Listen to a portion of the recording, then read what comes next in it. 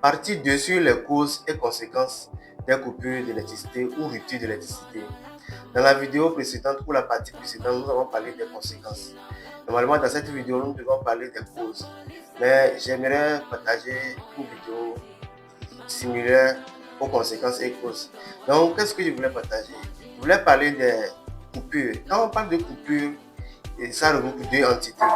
Il y a la coupure générale et le délestage. Quand on parle de coupure générale, c'est lorsque dans toute la zone, par exemple le Togo ou par exemple la région maritime, il n'y a pas d'électricité. Là, on peut parler de coupure générale.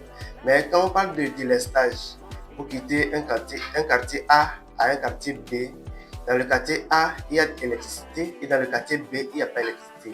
Dans un autre quartier C, il y a électricité. Dans un autre quartier D, il n'y a pas d'électricité. Donc, vous pouvez quitter, par exemple, nous sommes au Togo, nous sommes précisément à Lomé, vous quittez de Agoué en allant vers le port, vous arrivez à Tigou, il n'y a pas d'électricité. Un autre quartier devant, je ne sais pas, Kakomou, il y a l'électricité. Arrivé au niveau du port, il y a l'électricité. Baguida, il n'y a pas d'électricité. Donc là-bas, on peut parler du contexte de délestage.